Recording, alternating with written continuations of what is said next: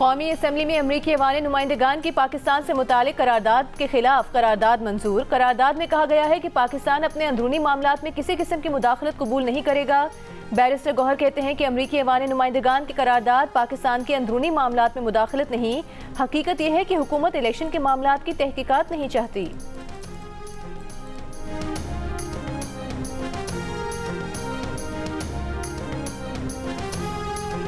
वज़ीर आज़म शहबाज शरीफ से वज़ीर ख़जाना मोहम्मद औरंगज़ेब की बजट मंजूरी के बाद मुलाकात। वज़ीर आज़म ने कहा कि उम्मीद है नया बजट पाकिस्तान के लिए तरक्की और खुशहाली में मावन साबित होगा। इससे कबल वज़ीर ख़जाना और बिलावल भुट्टो ज़रदारी की भी मुलाकात। वज़ीर ख़जाना ने बिलावल का बजट की मंजूरी में ताउन पर शुक्रिया अदा किया। कराची में आज बारिश के इम्कानात कम हो गए, तेज हवाएं चल पड़ी। आज ज्यादा से ज्यादा दर्जा हरारत 38.8 डिग्री रिकॉर्ड किया गया। हवा में नमी का तनासुब 49% रहा। महकमा मौसमियात के मुताबिक रात में बारिश का इम्कान मौजूद है। तुरबत 50 डिग्री के साथ मुल्क का गर्म तरीन शहर। जैकबाबाद में दर्जा हरारत 49, लाड़काना 39, सखर, डेरा इस्माइल खान 46, सरगोदा, जहलम, मुल्तान, फैसलाबाद, डेरा गाजी खान, नौकुंडी 45, सिब्बी 44, अटक, दादू, हैदराबाद, मिट्टी 43 और नवाबशाह, ठट्टा, गवादर में 42 डिग्री रिकॉर्ड किया गया। इस्लामाबाद 37 डिग्री की गर्मी 44, लाहौर में 37 डिग्री की गर्मी 46 और कराची में 36 डिग्री की गर्मी 41 डिग्री की महसूस की गई। इस्लामाबाद, पंजाब, बलूचिस्तान, खैबर पख्तूनख्वा और कश्मीर के बाज़ मकामात पर आंधी, झक्कड़ और बारिश की पेशगोई।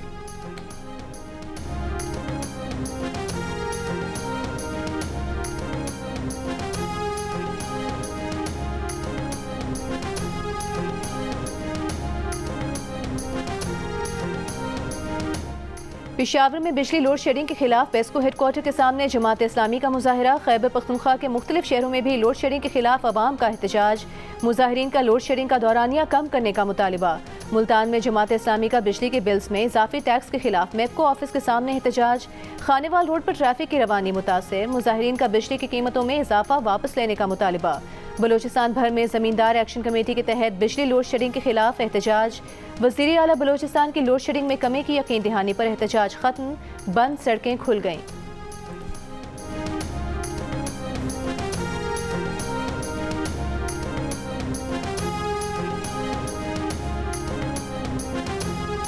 सदर जो बाइडन और डोनाल्ड ट्रंप के एक दूसरे पर संगीन इल्जामात। सदारती मुबाहिसे में ट्रंप ने कहा अगर बाइडन सदर मुंतखब हुए तो अमरीका ही बाकी नहीं बचेगा।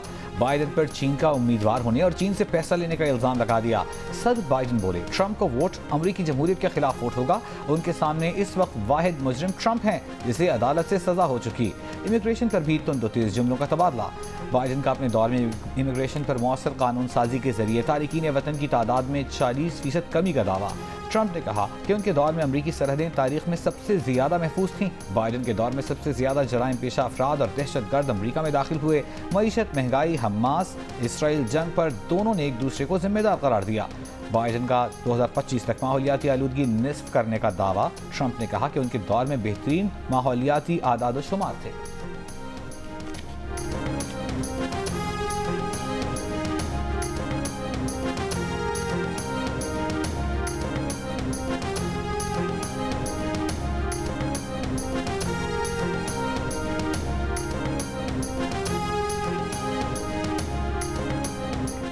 सदारती मुबाहिसे में सदर बाइडन की मायूस कुन परफॉर्मेंस की वजह से आला डेमोक्रेट क़यादत उन्हें बतौर सदारती उम्मीदवार तब्दील करने की बात करने लगी। अमरीकी अखबार का दावा। मीडिया पोल के मुताबिक 2/3 रजिस्टर्ड वोटर्स के ख्याल में रिपब्लिकन उम्मीदवार डोनाल्ड ट्रंप ने सदारती मुबाहिसा जीत लिया। हालांकि ट्रंप ने कई झूठ बोले और कई सवालात के जवाब नहीं दिए। सदारती मुबाहिसा देखने वालों में से 57% ने कहा कि उन्हें बाइडन की सदारत पर एतमाद नहीं, जबकि 44% ने ट्रंप पर अदम एतमाद का इजहार किया। अमरीकी माहिरीन का कहना है कि यह मुबाहिसा सदर बाइडन की जहनी चुस्ती और डोनाल्ड ट्रंप की जहनी पुख्तगी का टेस्ट था, जिसमें दोनों की कारकर्दगी खराब रही।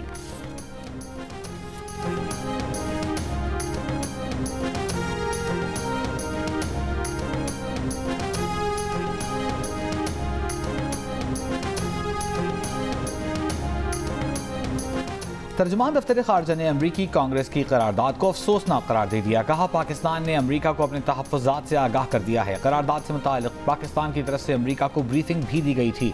बड़ी अफसोसनाक बात है कि अमरीकी कांग्रेस ने इस करारदाद को मंजूर किया। पाकिस्तान अमरीका के साथ बाहमी एहतराम और अदम मुदाखलत पर मबनी गहरे ताल्लुकात का आज़म किए हुए है। अमरीकी कांग्रेस को पाक अमरीका ताल्लुकात में मजबूती के लिए काम करना चाहिए। हुकूमत ने रिजवान सईद को वाशिंगटन में नया सफीर तैनात करने और आसिम इफ्तिखार को अक़वाम मुत्तहिदा में पाकिस्तान का एडिशनल मुस्तकिल मंदूब तैनात करने का फैसला किया है।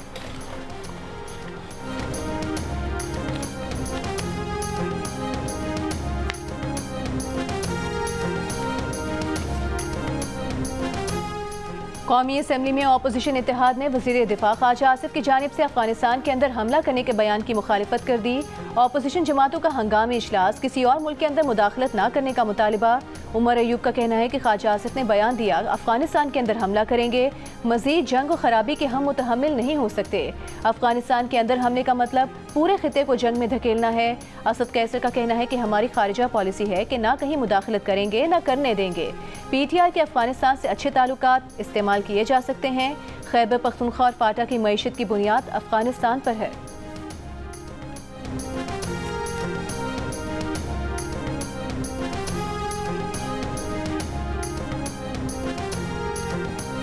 डेप्यूटी वज़ीर आज़म इसहाक डार से अमरीकी सफ़ीर डोनाल्ड नॉर्मन ब्लूम की मुलाकात। दो तरफा ताल्लुकात में ताज़ा तरीन पेशरफ्त का जायजा, बाहमी ताल्लुकात को आगे बढ़ाने के तरीक़ों पर तबादला ख्याल। इसहाक डार से चीनी सफ़ीर की भी मुलाकात।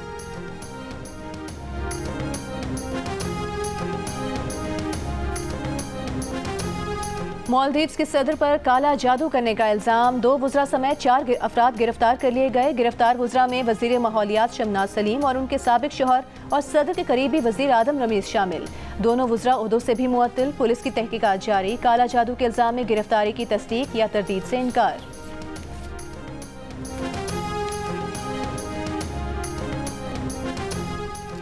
बोलीविया में हुकूमत के खिलाफ साजिश का इल्ज़ाम सदर पर आ गया। बगावत के इल्ज़ाम में गिरफ्तार फौजी जनरल ने सदर को बगावत का मास्टरमाइंड करार दे दिया। कहा सदर ने अपनी मकबूलियत बढ़ाने के लिए बगावत करने को कहा था।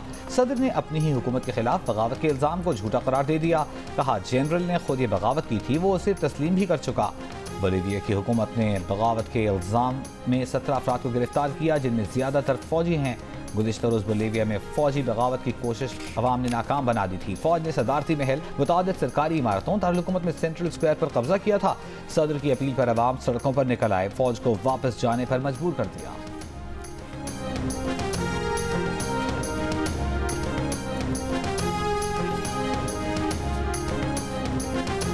ईरान में सदर इब्राहिम रईसी के हेलीकॉप्टर हादसे में जाँ भाग होने के बायस कबल अज वक्त सदारती इंतखाबात, मुल्क भर में वोटिंग जारी। ईरानी सुप्रीम लीडर आयतुल्ला खामनाई ने तेहरान में वोट डाला। 2 उम्मीदवारों की दस्तबरदारी के बाद ईरानी सदर के मनसब के लिए सईद जलीली, मोहम्मद बाकिर, मसूद पजेशकियान और मुस्तफ़ा पुर मोहम्मदी के दरमियान मुकाबला है।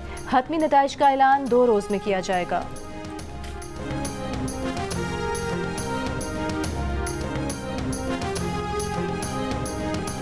इक्तिसादी राबता कमेटी ने पेंशन फंड के क़याम की मंजूरी दे दी। 1 जुलाई 2024 से सरकारी मुलाजमीन के लिए कंट्रीब्यूटरी पेंशन स्कीम की मंजूरी। मुसल्लह अफवाज के लिए कंट्रीब्यूटरी पेंशन स्कीम का इतलाक 1 जुलाई 2025 से होगा।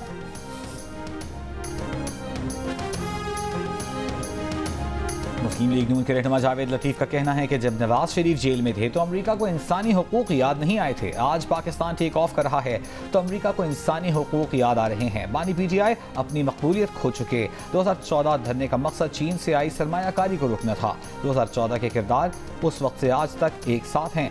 उस वक्त अदलिया बानी PTI के साथ थी।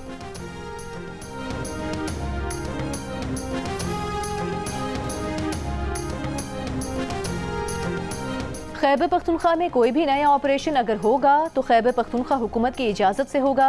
सूबाई असम्बली में इस पर बहस होगी। हम APC भी बुला रहे हैं, तफसीलात जल्द शेयर करेंगे। वज़ीर इत्तलात KP बैरिस्टर सैफ का मौक़िफ़, कहा कि फ़ौज और अवाम के दरमियान गलत फहमी पैदा करने की कोशिश की गई।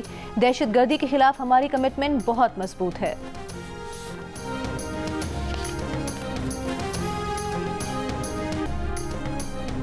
और वज़ीर कानून ख्वाजा आसिफ ने कहा है कि PTI रहनुमा अफगानिस्तान से दहशत गर्दी के मामले पर सियासत ना करें। अगर ये दहशत गर्दों के साथ खड़ा होना चाहते हैं तो हम कहेंगे यही दहशत गर्दी के पीछे हैं। अपोजिशन लीडर उमर अयूब बोले, वज़ीर दिफा कहते हैं पाकिस्तान अफगानिस्तान में मिलिट्री ऑपरेशन करेगा। क्या ख्वाजा आसिफ की जमात का बलोचिस्तान या KP से कोई रहनुमा ऑपरेशन की हिमायत करेगा?